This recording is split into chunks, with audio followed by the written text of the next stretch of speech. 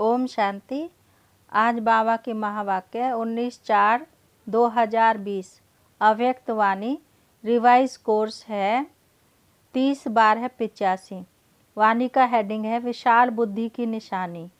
आज सर्व स्नेही सहयोगी सहज योगी बच्चों से स्नेह के सागर सर्व खजानों के विधाता वरदाता बाप रूहानी मिलन मनाने आए हैं। यह रूहानी स्नेह का मिलन अर्थात रूहों का मिलन विचित्र मिलन है। सारे कल्प में ऐसा रूहानी मिलन हो नहीं सकता। इस संगम युग को इस रूहानी मिलन का वरदान मिला हुआ है। इस वरदानी समय पर वरदाता बाप द्वारा वरदानी बच्चे इस अविनाशी वरदान को प्राप्त करते हैं। बाप का भी विधाता और वरदाता का अविनाशी पार्ट इसी समय चलता है। ऐसे समय पर वरदानों के अधिकारी आत्माएं अपना सदा काल का अधिकार प्राप्त कर रही हो। ऐसे रूहानी मेले को देख बाप दादा भी हर्षित होते हैं। बाप दादा देख रहे हैं कि ऐसी श्रेष्ठ प्राप्ति करने वाले कैसे भोले साधारण आत्माएं विश्व के आगे निमित्त बनी हैं, क्योंकि सभी लोग राज्य विद्या साइंस की विद्या अल्पकाल के राज्य अधिकारी व धर्म नेता का अधिकार इसी को ही आज की दुनिया में विशेष आत्माएं मानते हैं। लेकिन बाप दादा कौन सी विशेषता देखते हैं? सबसे पहले अपने आप को और बाप को जानने की विशेषता जो आप ब्राह्मण बच्चों में है वह किसी भी नामे ग्रामी आत्मा में नहीं है। इसलिए भोले साधारण होते हुए वरदाता से वरदान ले जन्म जन्म के लिए विशेष पूज्य आत्माएं बन जाते हैं। जो आज की नामी ग्रामी आत्माएं हैं वह भी पूज्य आत्माओं के आगे नमन वंदन करती हैं। ऐसी विशेष आत्माएं बन गए। ऐसा रूहानी नशा अनुभव करते हो। नाउम्मीद आत्माओं को उम्मीदवार बनाना यही बाप की विशेषता है। बाप दादा वतन में भी बच्चों को देख मुस्कुरा रहे थे। अगर किसी भी अनजान आत्मा को कहो कि यह सारी सभा विश्व के राज्य अधिकारी आत्माओं की है तो मानेंगे? आश्चर्यवत हो जाएंगे। लेकिन बाप दादा जानते हैं कि बाप को दिल के स्नेह दिल की श्रेष्ठ भावना वाली आत्माएं प्रिय हैं। दिल का स्नेह ही श्रेष्ठ प्राप्ति कराने का मूल आधार है। दिल का स्नेह दूर दूर से मधुबन निवासी बनाता है। दिलाराम बाप को पसंद ही दिल का स्नेह है। इसलिए जो भी जैसे भी हो लेकिन परमात्मा को पसंद हो इसलिए अपना बना लिया। दुनिया वाले अभी इंतजार ही कर रहे हैं बाप आएगा उस समय ऐसा होगा वैसा होगा। लेकिन आप सबके मुख से दिल से क्या निकलता है? पा लिया। आप संपन्न बन गए और बुद्धिवान अब तक परखने में समय समाप्त कर रहे हैं। इसलिए कहा गया है भोलानाथ बाप है। पहचानने की विशेषता ने विशेष आत्मा बना लिया। पहचान लिया, प्राप्त कर लिया। अब आगे क्या करना है? सर्व आत्माओं पर रहम आता है तो सभी आत्माएं एक ही बेहद का परिवार है। अपने परिवार की कोई भी आत्मा वरदान से वंचित ना रह जाए ऐसा उमंग उत्साह दिल में रहता है। वह अपनी प्रवृत्तियों में ही बिजी हो गए हो। बेहद की स्टेज पर स्थित हो। बेहद की आत्माओं की सेवा का श्रेष्ठ संकल्प ही सफलता का सहज साधन है। अभी सेवा की गोल्डन जुबली मना रहे हैं हो ना, उसके लिए विशाल प्रोग्राम बनाए हैं ना। जितना विशाल प्रोग्राम बनाया है उतना ही विशाल दिल विशाल उमंग और विशाल रूप की तैयारियां की हैं। या भी सोचते हो भाषण करने को मिलेगा तो कर लेंगे, निमंत्रण बांटने को मिलेगा तो बांट लेंगे, यही तैयारियां की हैं। इसको ही विशाल तैयारियां कहा जाता है। जो ड्यूटी मिली वह पूरी कर लेना, इसको ही विशाल उमंग नहीं कहा जाता। ड्यूटी बजाना यह आज्ञाकारी बनने की निशानी तो है, लेकिन बेहद की निशान विशाल बुद्धि विशाल उमंग उत्साह सिर्फ इसको नहीं कहा जाता। विशालता की निशानी यह है हर समय अपनी मिली हुई ड्यूटी में सेवा में नवीनता लाना, चाहे भोजन खिलाने की, चाहे भाषण करने की ड्यूटी हो, लेकिन हर सेवा में हर समय नवीनता भरना, इसको कहा जाता है विशालता। जो 1 वर्ष पहले किया उसमें कोई ना कोई रूहानियत की एडिशन ज़रूर हो, ऐसा उमंग उत्साह दिल में आता है। वाह, सोचते हो जैसे चलता वैसे ही होगा।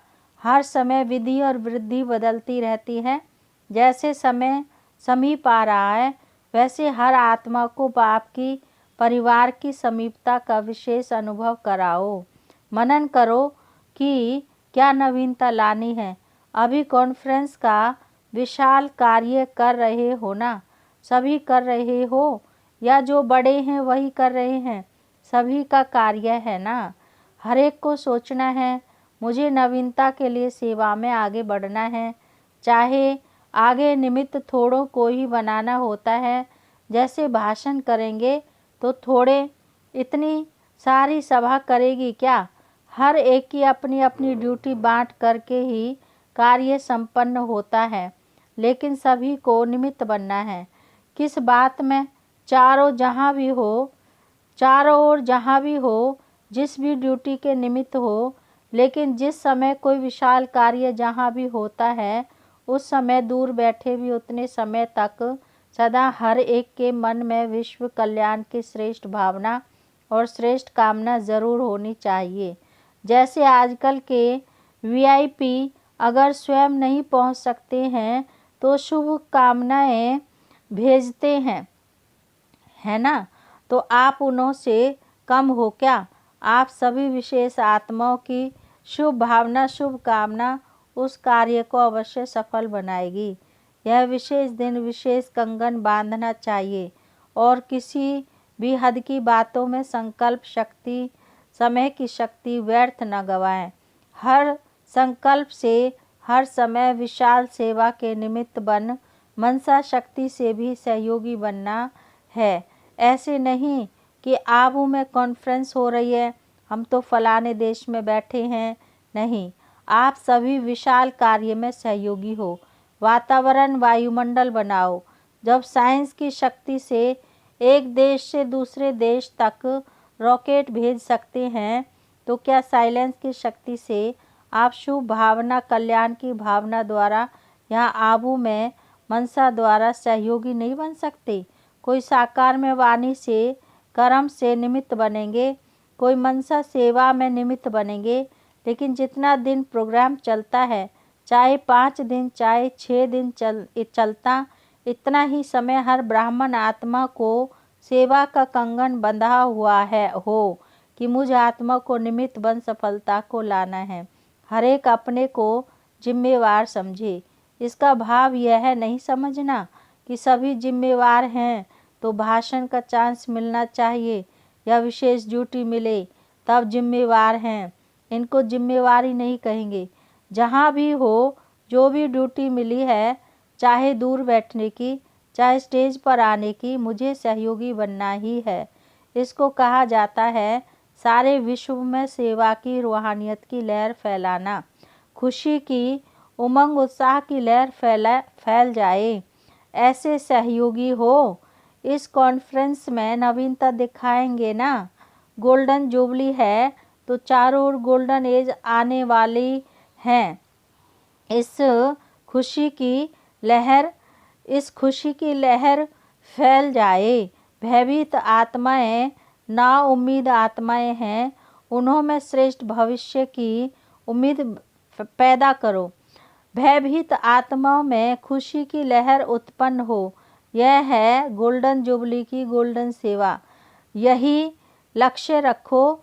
स्वयं भी हर कार्य में मोल्ड होने वाली रियल गोल्डन जुबली मनानी है, समझा। जो अब तक नहीं किया है वह करके दिखाना है। ऐसी आत्माओं को निमित्त बनाओ जो एक अनेक आत्माओं की सेवा के निमित्त बन जाए। सोचते ही रहेंगे लेकिन करेंगे कहते समय बीत जाता है और अंत में जो भी मिला उसको ही ले आते हो। संख्या तो बढ़ जाती है, लेकिन विशाल सेवा का प्रोग्राम रखते ही इसलिए हैं कि ऐसी आत्माएं आवें जो एक अनेकों के निमित्त बन जाएं। चारों ओर सेवा चलती रहती है। अपने अपने स्थान पर भी ऐसी आत्माओं का कार्य तो चलाते रहते हो। इसलिए अभी से गोल्डन जुबली की स्वयं के सेवा की और स्वयं के साथ अन्य विशेष आत्माओं के सेवा की लहर फैलाओ। समझा क्या करना है? मोहब्बत से मेहनत करो। स्नेह ऐसी वस्तु है जो स्नेह के वश न वाला भी हाँ कर देता है। समय ना होते भी समय निकाल देते हैं। यह तो रूहानी स्नेह है, तो धरनी बनाओ। ऐसे नहीं सोचो कि यह धरनी ही ऐसे है, यह लोग ही ऐसे हैं। आप कैसे थे बदल गए ना। शुभ भावना का सदैव श्रेष्ठ फल होता है। अच्छा, अपने घर में आए हो, यह तो बाप को भी खुशी है, लेकिन समय तो हद का है ना। जितनी संख्या उतना ही बंटता है ना। चीज 4 हो, लेने वाले 8 हों तो क्या करेंगे? उसी विधि से करेंगे ना। बाप दादा को भी विधि प्रमाण चलना ही पड़ता है। इसलिए ऐसे तो कह नहीं सकते इतने क्यों आए हो, भले आए, स्वागत है, लेकिन समय प्रमाण विधि बनानी पड़ती है। हाँ, अव्यक्त वतन में समय की सीमा नहीं है। महाराष्ट्र भी कमाल करके दिखाएगा। कोई ऐसी महान आत्मा को निमित्त बना के दिखावे, तब कहेंगे महाराष्ट्र। दिल्ली तो निमित्त है ही। ऐसे नहीं कि अभी कॉन्फ्रेंस तो बहुत कर ली, अब जितना होगा नहीं, हर वर्ष आगे बढ़ना है। अभी तो अनेक आत्माएं हैं जिन्हों को निमित्त बना सकते हैं। दिल्ली वालों को भी विशेष निमित्त बनना है। राजस्थान क्या करेगा?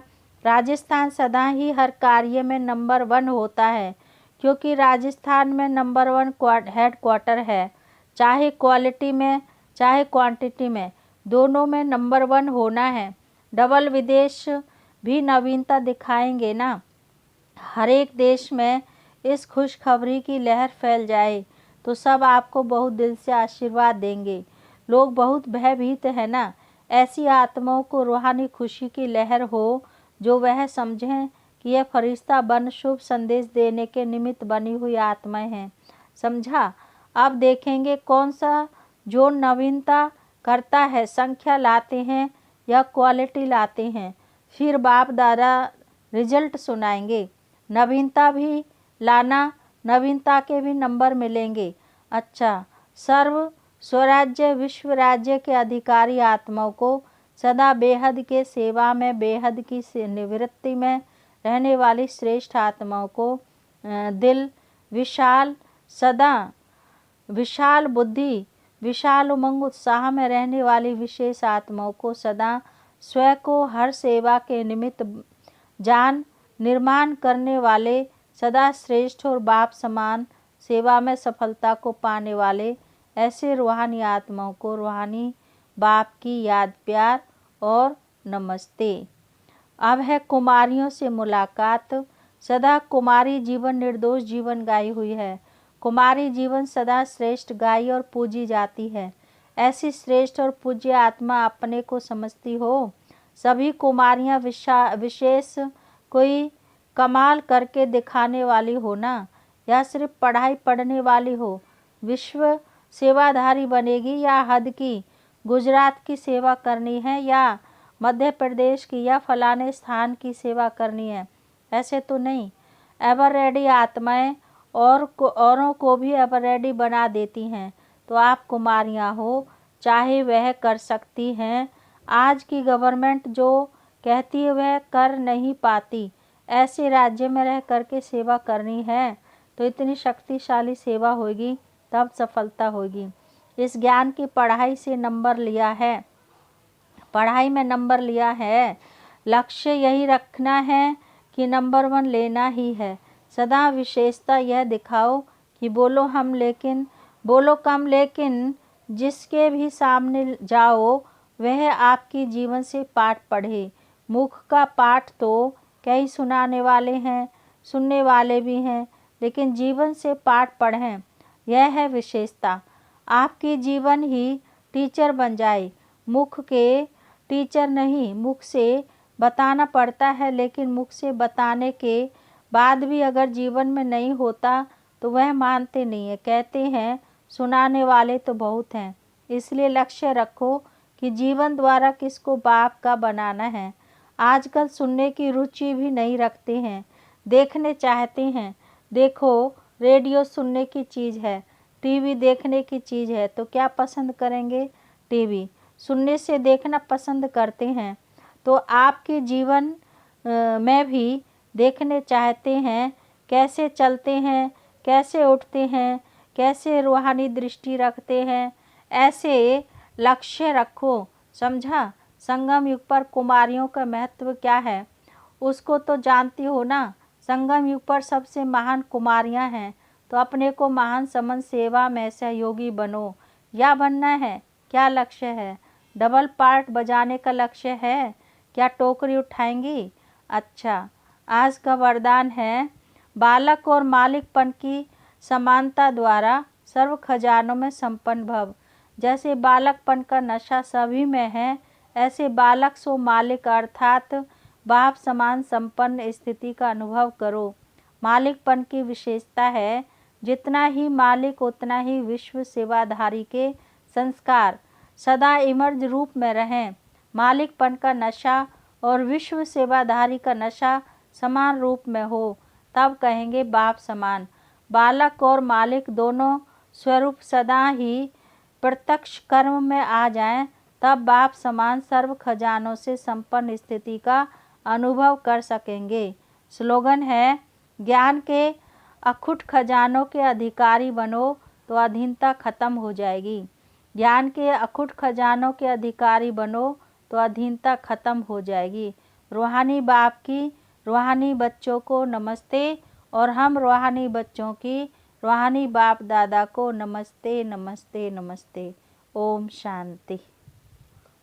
सूचना है, आज अंतर्राष्ट्रीय योग दिवस, तीसरा रविवार है।